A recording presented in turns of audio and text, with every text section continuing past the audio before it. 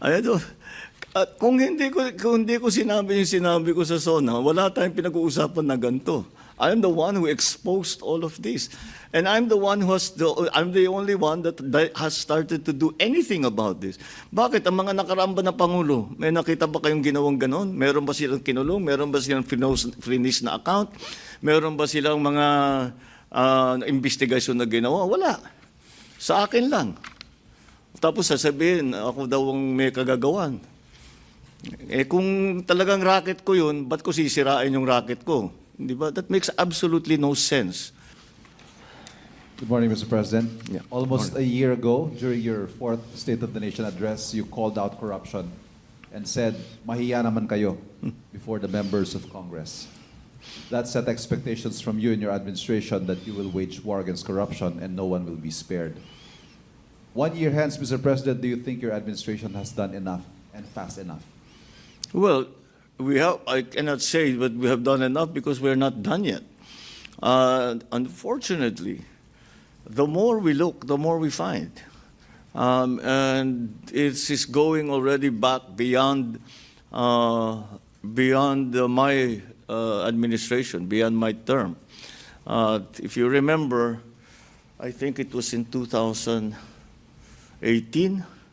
already the minority floor leader in the House, Nonoy Andaya, already says that he had uncovered 300+ billion flood control mess. And so when we look at what happened last year or the year before, then we can see that the pattern extends beyond 2022, back beyond 2022, and back to about that time, 2017, 2018.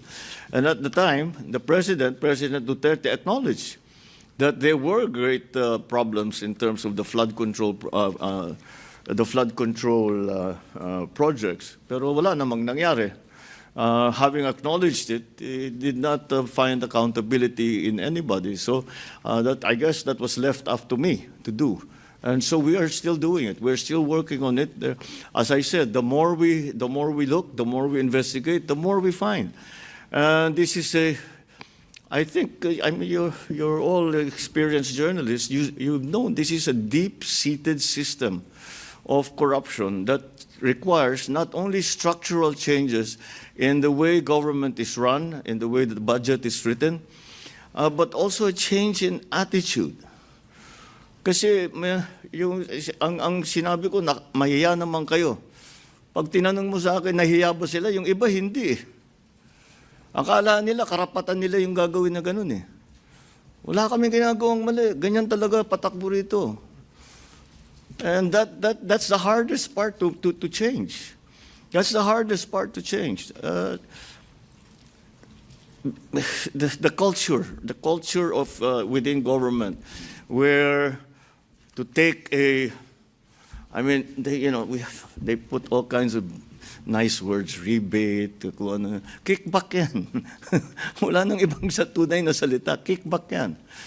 Okay daw yun. Para sa iba, okay sa kanila yun. At saka karapatan nila bilang whatever, na meron silang share doon sa ganagastos ng pera ng gobyerno. One follow-up, please. Yeah. What do you plan to do moving forward, Mr. President, now that corruption has become the favorite talking point among your critics and those who are calling for your ouster? My answer? My ouster. My ouster? Yes. Binabalik po nila sa inyo ito. From critics. Yeah. Kung hindi ko sinabi yung sinabi ko sa SONA, wala tayong pinag-uusapan na ganito. I'm the one who exposed all of this.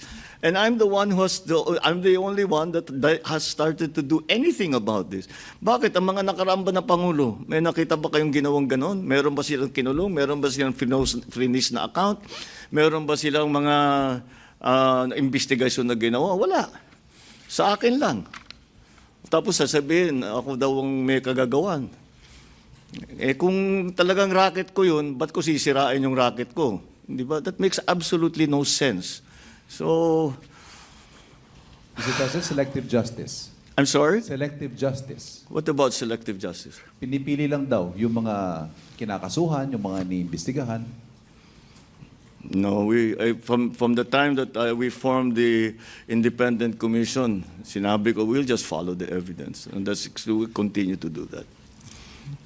Thank you, Mr. President. The next question from Kathy Valiente of Manila Times. Hi, good morning, Mr. President. Yeah. Mr. President, the Senate Impeachment Court will begin po the impeachment trial of Vice President Sara. As a former senator judge, do you think po the accused should attend the trial?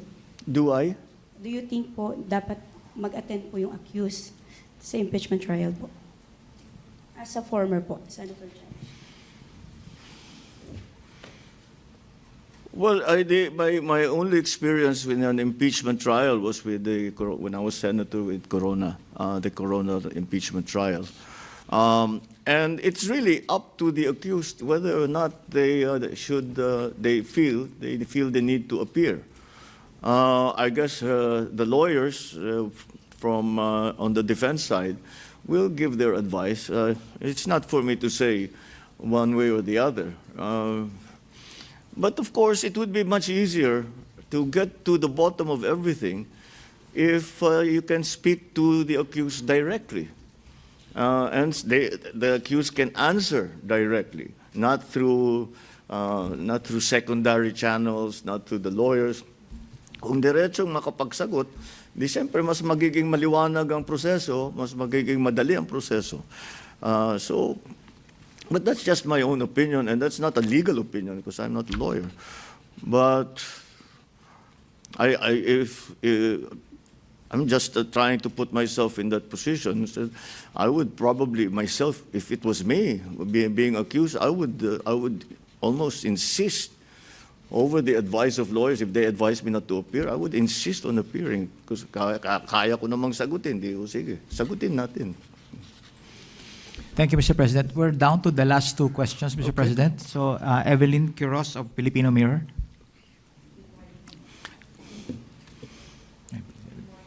Wala. Yeah. Here. There's another one here. Good morning.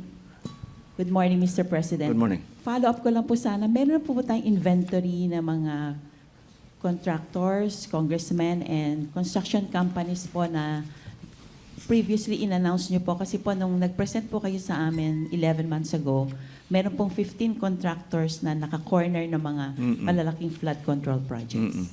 So, what's the question? Ano po, may inventory po na nasubmit sa inyo? Oo. Hindi pa ako nakapag-speech sa SONA, meron na eh. Maliwanag naman nasa papeles lahat eh. So, in fact, if you remember, when I spoke about it with you around that time, nagbigay talaga ako ng listahan ng mga kontrakto. And since then, naimbestigahan sila lahat. Yung nakitang meron talagang problema, may kaso na sila. At saka na-freeze na yung account nila. Tapos tuloy ang investigation sa kanila. At itutuloy ang mga kaso sa kanila. Yung iba naman, there were naman one or two na it turns out na although nakapangalan sila doon at malaki ang mga kontrata nila, wala naman naging problema. So but we have the inventory not only of the contractors but also the projects themselves that are problematic. Follow-up lang po, Mr. President. Pwede pong makahingi ng comment nyo doon po sa plano ng Ombudsman na i-discharge as a state witness si former DPWH Secretary Bonoan.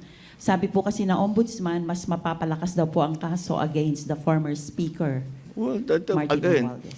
that is up to the ombudsman to decide on how to proceed with all of these investigations. And if he feels that the former secretary, Manny Bonoan, will be helpful to the cases with the other people, then again, to use the word again, it is his prerogative. It is his decision. It is his judgment to make.